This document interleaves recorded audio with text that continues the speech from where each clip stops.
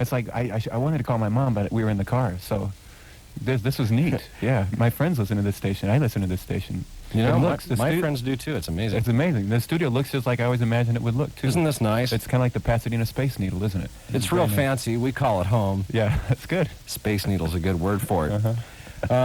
You're going to be at Magic Mountain on Friday night. You said you've been there before. Yes. It's a fun place to play. You have 2 shows. Do you know what the times are on that? I think it's 7:30 and 10:30.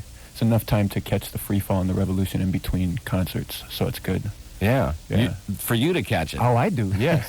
It's like the ultimate pre-concert experience. You go on the free fall, and you just kind of skip back to your concert, and you're ready to go for another set. So, now, you're on a small label, Sparrow Records. You want to tell us how you happen to record with them and a little bit of background, you know?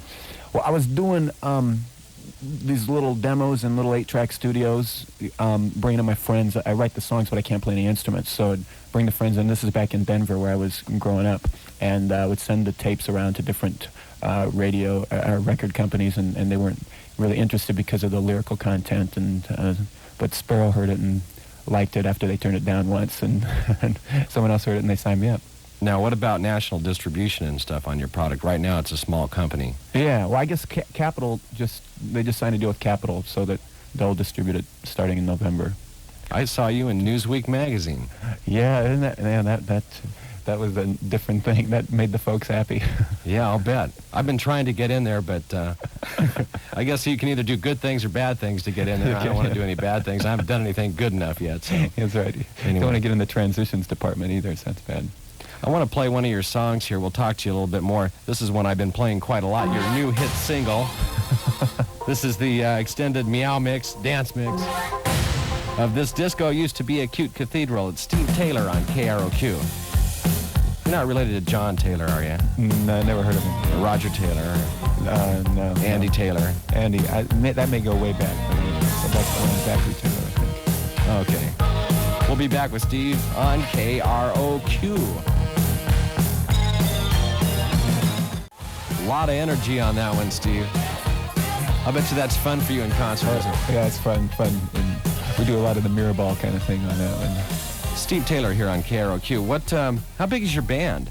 5-piece. 5-piece? Yeah, you know, drums, guitar, bass, keyboards, and saxophone. And then me, because I don't play anything. I just stand and sing. Let people stare at you. You know what? I've noticed in a lot of your music, you're kind of a cynic. Yeah, well, yeah, I call it satire, but I guess it's probably kind of cynical too, or some of it is.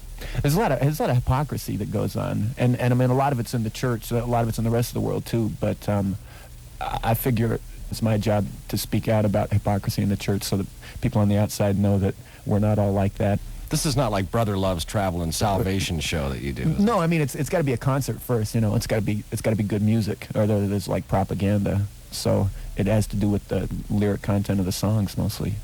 What do you think? I guess you're not in favor of rating records, are you? I just don't see how they could do it. I mean, so many groups, the best songwriters are ones that cloak their meanings, you know, and with other words and stuff. So I don't know how you're gonna rate records that are saying one thing by illustrating with another story, you know. I mean, on the film, you can, you know, see nudity up there, you can rate that, but how do you rate that on a record? I mean, you know, Prince's Dirty Mind might be easier than some other things, but it would be very difficult to do. I don't see how they're going to do it. I would like to, I look at music like an art form, like a picture, like a painting, and although an artist may say, here's a picture of a boat, I can see that as anything I want to see it. You know, and a lot of songs, Jackie Wilson's Higher and Higher, I see that as more than just a love song from one person to another. You know, it depends on how you interpret and all that. Of course, when it's blatant and you have obscenities and things, that's another thing too. But I don't know, I like seeing lyric sheets. You have lyric sheets on the inside of your albums. Right. We could put those on the outside of the albums. But you know what? A lot of bands would be real embarrassed if you could read their lyrics and go, whoa, how long did it take to write that one? That's right. Speaking of writing on this song, This Disco, what was that about? There's this disco in New York City called the Limelight. There used to be a church. In fact, I went there, you know, did a little on-the-scene investigation. I had to pay $15 to get in, and that was after this little Nazi doorman was wandering around and decided I had the right kind of shoes to let me in the door, you know. So I did my little investigation and wrote the song. And then we tried to do a video there, and they wanted to have creative control on the video. So we weren't going to do that. So then they came up with another reason. I think they said they were remodeling the bathrooms during the day and they couldn't let us shoot there. So yeah, so they far. do a lot of remodeling in discos and bathrooms. Speaking of discos and things, do you want to? I want to play Meltdown. I wasn't going to play that, but I think I will.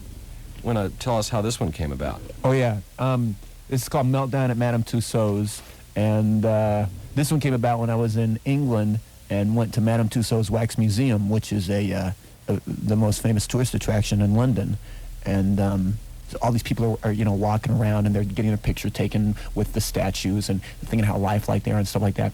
And I started wondering what would happen if someone turned up the heat at this wax museum. So this is the scenario. Someone turns up the heat, everything starts going down the drain. Do you like to go to discos? I don't do it very often. I usually can't afford them. I don't go as often as I used to either. So this is Meltdown at Madame Tussauds. Steve Taylor on KROQ. We'll be back to you in just a second. Steve will be at Magic Mountain on Friday night. Go! Was that a video too?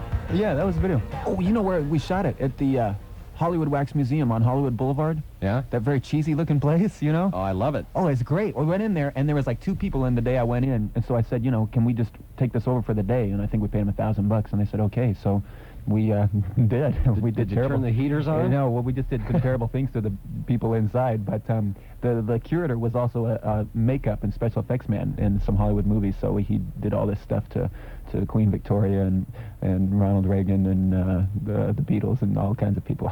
Did they look more like the people they were supposed to be after you messed with them? In some cases, they actually did, yes. Sometimes you look at those and you go, who is that? Yeah, you get a feeling they just kind of changed the wigs and something. I would like to go in there and move them around, change places and clothing. That would be kind of fun, too. Yeah. We could dress Boy George up as a boy. Anyway, thanks for coming in, Steve. Steve Taylor here on my show, The Ramondo Show. It's been nice talking to you, and we'll see you Friday night at Magic Mountain. All right. And these records are available at Power Records. Yeah, and I guess it's going to come out in just regular record stores next month, so... Wow, that's big time. This is like a big thing, I can walk in the music world and see the record. How about that? Well, thank you for coming in, Steve. I will see you for sure Friday night, Magic Mountain. I'd like to invite everybody to come out. This song is I Manipulate. I don't know what it's about. It's about people in places of authority that manipulate other people. You're taking it on yourself here, saying, I manipulate. Right.